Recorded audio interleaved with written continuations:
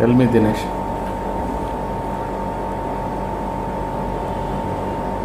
How do you think all this has originated? All this has, in whatever the understanding you have, Which is originated? everything, the complete universe or multiverse. We don't know whether it is universe or multiverse till now. Uni means one. Whether it is universe or multiverse, who knows it? What is the instrument people have to say whether it is universe or multiverse?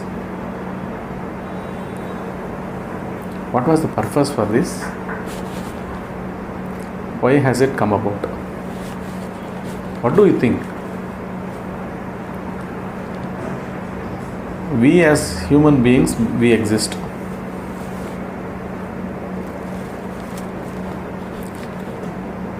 In history, millennia of years have gone by. Yet many more millennia is going to happen. People were here, people are here, people will be here, and everything will be here. What is the purpose of this grand celebration or existence? What is the purpose of it? So, sometimes we can't really find that answer for that. Because what is the purpose of human life? When the souls were happy in the blissful state, Ah. why should they leave the state and come and have the sufferings here?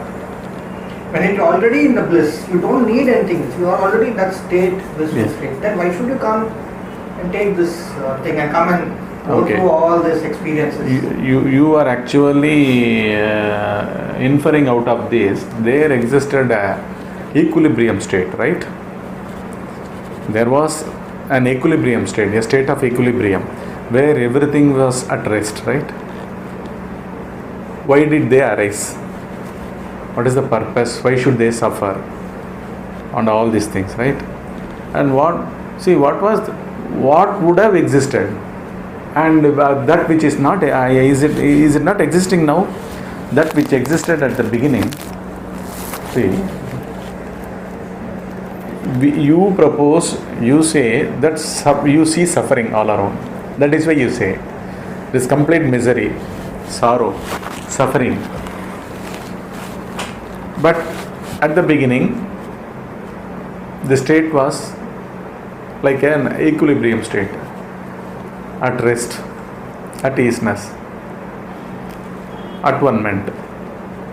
Now everything is diluted, only suffering. Do you say only suffering or pleasure is also here? Pleasure is here? Pleasure is here? Pleasure and bliss is here, but we are the ignorance, we are covered with that ignorance. We are not able to experience that bliss. Okay. Except in the deep sleep, we do experience. But yet in the waking state, we are not able to. Okay. But why we have to come to that state? I want to think when we already are in a good state, why should we come into this state? And then again long for to go back to the same state. See, when you say something is intelligent on its own, assume that the magnet, it has some power, the power of attraction, all the iron objects towards it. It is inherent in it, no? The objects cannot complain about it, no? Why am I getting attracted?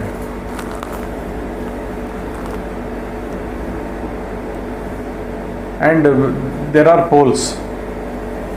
Opposite poles attract each other, right?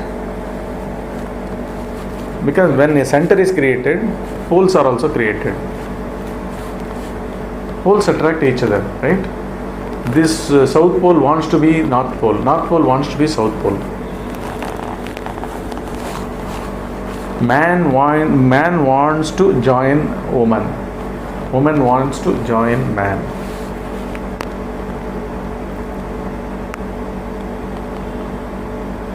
When you take an iron object that is magnetized, that can attract things, why not intelligence?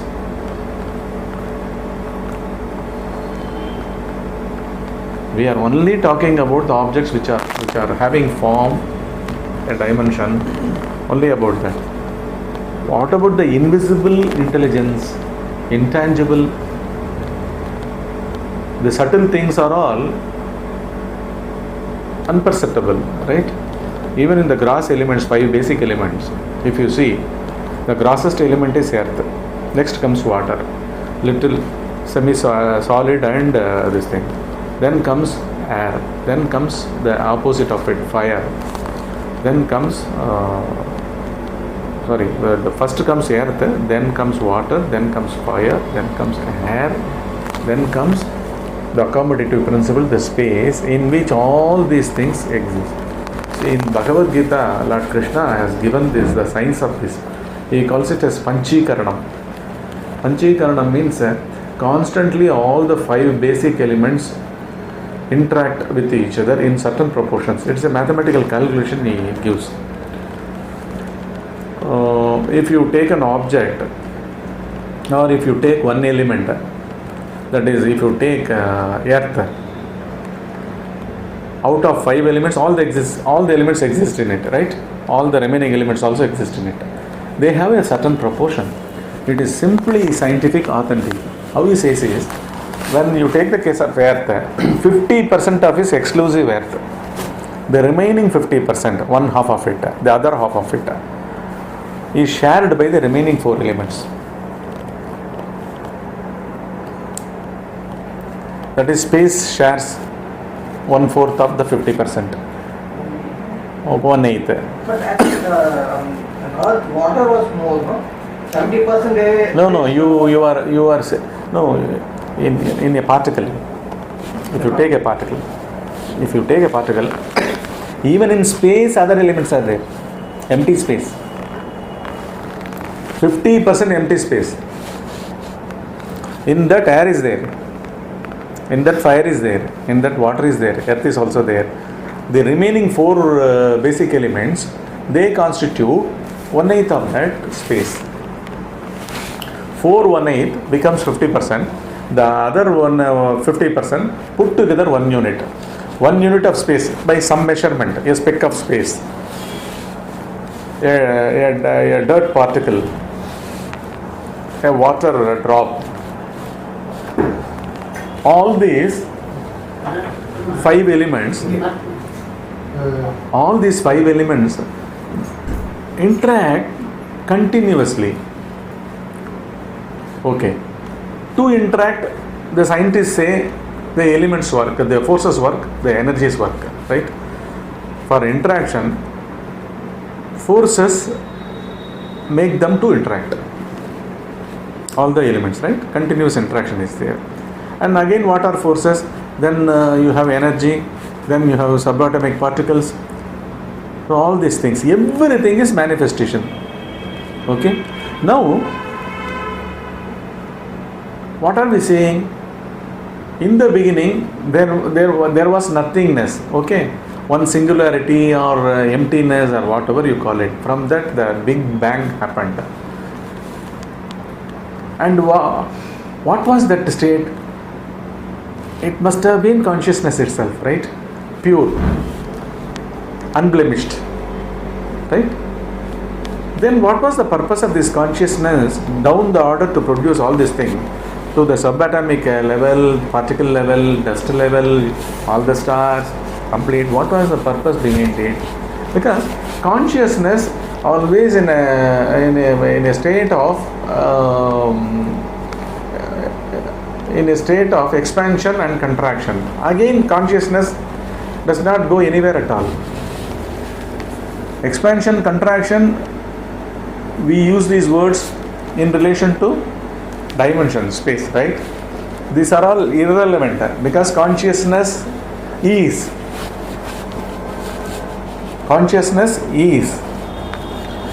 So current is pervading the space, right? The electricity, the electromagnetic waves and the electric current also with mild charges, because this is an alive universe, bombarded by so many particles. The basic thing is photon is bombarding continuously, ceaselessly, and sun discharges continuous heat and light, and it is going on 24 hours, 365 days, millennia, it is going on, but it has an end. So all the stars and everything, they are in constant discharge of one or the other thing. So the space is filled with alive particles, and each particle carries a charge also within it. That is why the particle exists. How the particle exists, how a cell exists, it exists because of the charge it carries. So the whole cosmos is filled with some charge. That charge is invisible. The scientists say it is forces, they say it is energy, and the science says energy is equal to matter into the speed of light square. These are all clear-cut scientific facts. But you call it energy, or you call it matter, or you call it the How can that energy be matter in speed of light? If a matter in the speed of light will become energy, becomes energy. It loses the form, it becomes energy. If any matter travels, Any matter, if it travels to the speed of light square, not speed of light. Not speed of light. That is 1,86,000 miles per second, or 3 lakh kilometers per second is the speed of light. Okay, if it reaches that speed, 3 lakhs kilometers square, it becomes energy. It becomes invisible. These things the rishis have already seen it. What is your thought made up of? Thought flashes, they say. It's a flash, photo flash like that. As you click the camera, along with the shutters open and closure, instantly the light also fills that space in front of the camera eye. It's a flash. Lightning is a flash. Similarly, what are thoughts? Are they not flashes? Where are they coming from? What is the charge they carry? Photon carries a charge. Otherwise, it cannot move. It cannot move. Relatively, all the planets revolve, right? Around one or the other center. What is the force that makes them to move? Circle. The gravitation of the star. So what is gravitation again? Again, what is gravitation? Is it not a charge? At all times, at all places?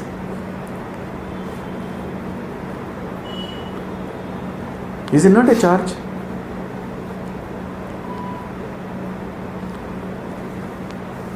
Is not your thought propelled by a charge?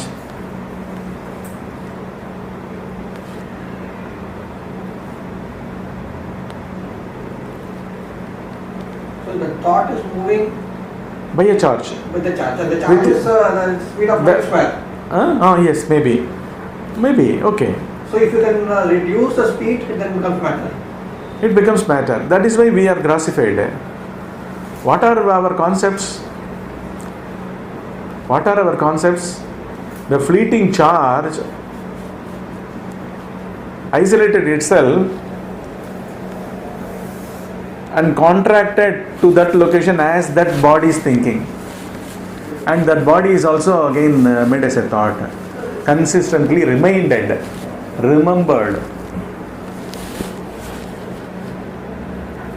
But how are we able to reduce the speed of thought speed? The thoughts are that fast. Again, you as a doer or an entity trying to have control over the speed of the thought, and who that you or we, I, what is his nature? When you say Can I bring down the speed of the thought? Can I halt it? Can I look at it? Who is the onlooker of that thought or the thing that has been stopped? Who is he? Again, that chit. Again? Chit. No, how is he Chit? How is he Chit? Why do you bring in other things? We are nothing but thoughts. At this point in time, what are you? What are you? While listening to this, what are you? A bundle of thoughts. Not bundle of thoughts. While listening, exactly at the precise moment of listening, you are nothing. At the precise moment of listening, when listening happens, nothing can be there.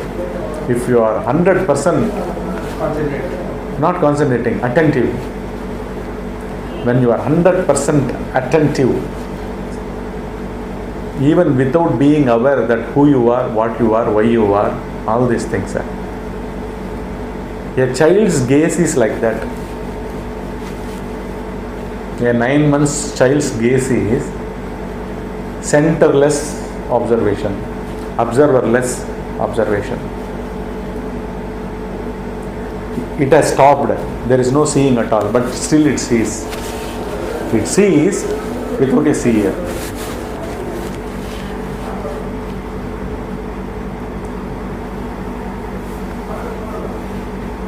I have given the, I have explained the ultimate.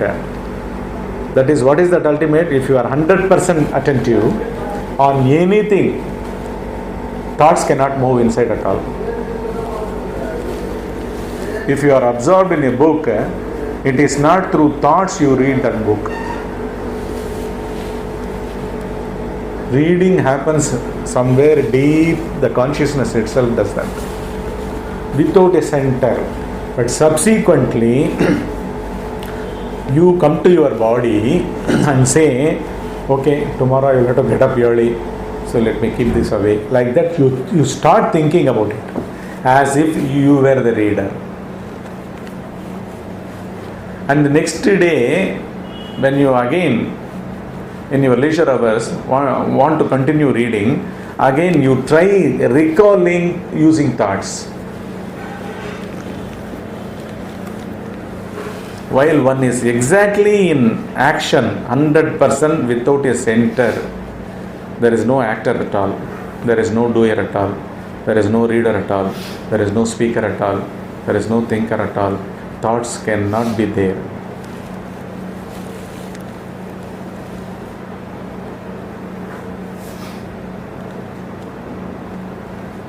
The thoughtless center, has it any purpose for this creation? A photon bombarded by its charge.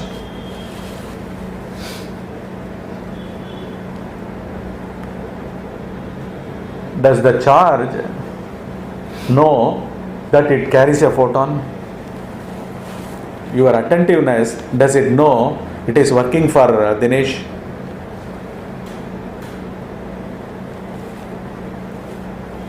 Does your deep sleep tranquility know, stillness know that it is happening on Dinesh?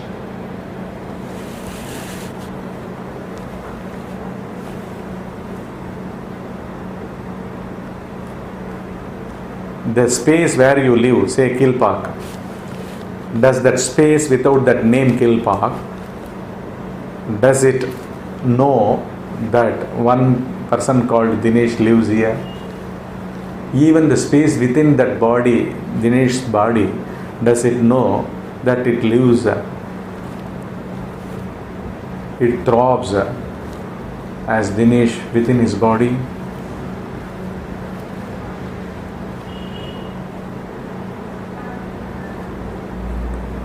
All we are, your body is nothing but the interaction of all the 5 elements.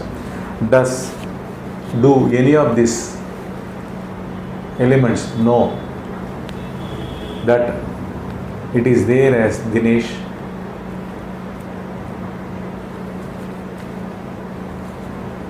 என்ன நடுமாறும் புரியுதா? Do they know?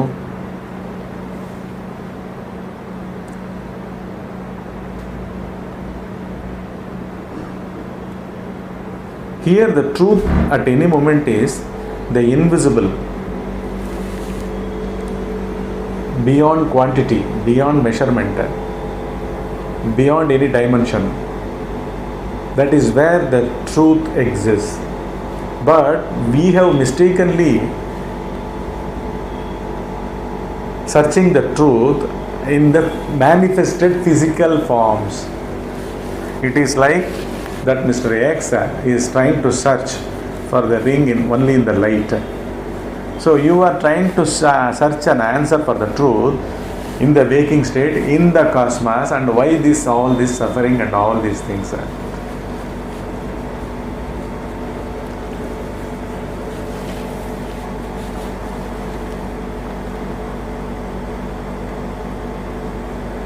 Ultimately, in every action, whatever we do, what actually we want? Any action, reading a book, traveling, enjoying evening sunset in the beach. What is it for? Every action what we try to do is only for happiness. Happiness, right? We are searching for happiness in Okay, whatever. what is that happiness? Where does it happen in our body or psychology?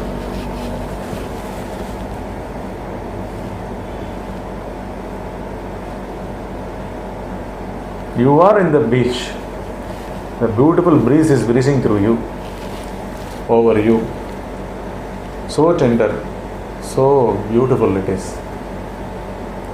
Where do you feel this now? Only through the senses we are trying to. Only through the senses. Again, through the senses, is it a comment you actually pass when real that happiness is happening in you? Even while tasting a very delicious dish, sweet, what happens? For a flick second, we close our eyes. Beautiful. If you sip a very fine juice, nice juice, what do? Close it and wait. If you listen to a beautiful song, a melodious song, good song, what happens? Automatically the eyes are closed.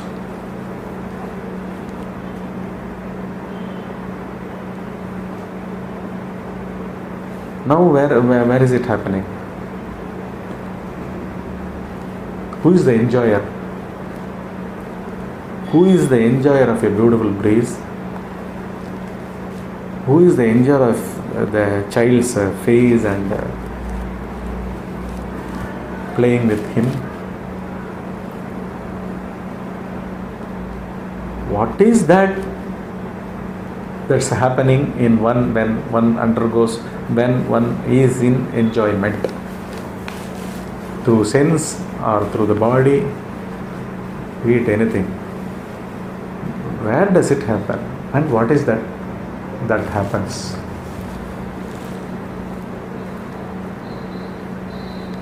You dissolve. Center dissolves.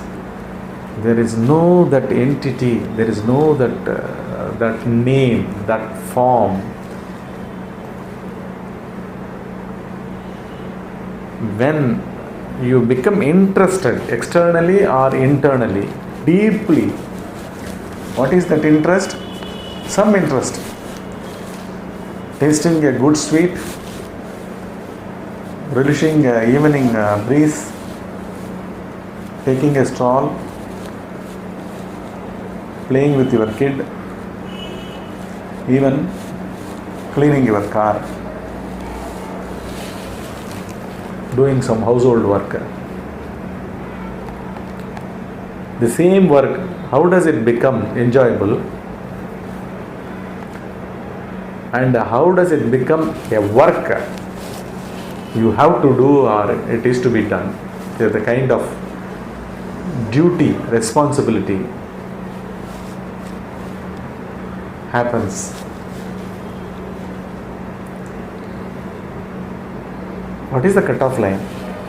When you become interested, when you take interest, it is not simply the work. You are interested in yourself basically, not even the work. தான் போயிட்டே இருக்கு, record ஆகிட்டு இருக்கு, நீங்கள் பண்ணிக்கலாம், கேட்டுக்கலாம்.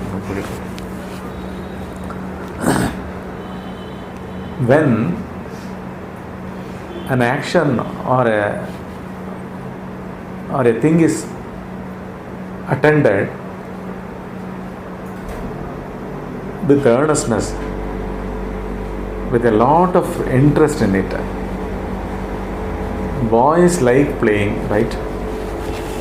They like to play, unmindful of the hard sun. What is that playfulness? What is playfulness? You are no more available playing through your body or senses. The entity dissolves, centerless. There is no center that is playing now. Dissolution of that entity in the play is called playfulness, right? If you are so interested to clean your car, that's all, nothing else. To clean your, simply interested, that's all. Not to gain a name, how he keeps beautifully the car, you see, his maintenance, you see. You should not to show to anyone at all. Simply you are interested in cleaning it, that's all. Now what happens? You are one doing it. The whole world becomes oblivious, non-existent. You carry the bucket, you again and again change the water, remove all the dirts, part by part, you move around the car. You don't feel how dirty your legs have become, how dirty your hands have become, how much your dresses were soiled, the process of cleaning. Nothing, no thinking at all. You are one with cleaning the car.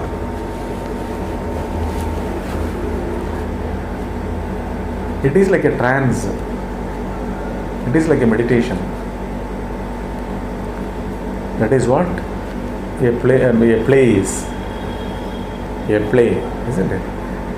The role that is acted by the actor no more exists. He is dissolved in the role. But you said happiness or whatever joy we feel, that is without the center we are feeling. But what about the opposite, the pain and the sorrow, what we feel, who's feeling that? See, you undergo a conflict, challenge, crisis. The mind sees it as a crisis. When you are split by an external challenge thrown on you, you are constantly in conflict. You are split within, whether this will materialize or not. Someone has deceived you. Some loss you have met with, physical or monetary.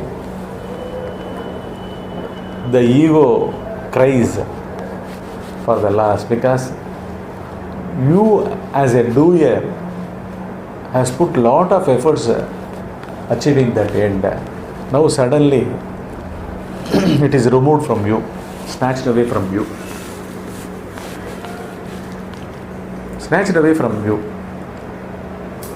Now the achiever or the doer, by taking those efforts and having achieved it, has become a staunch image in you.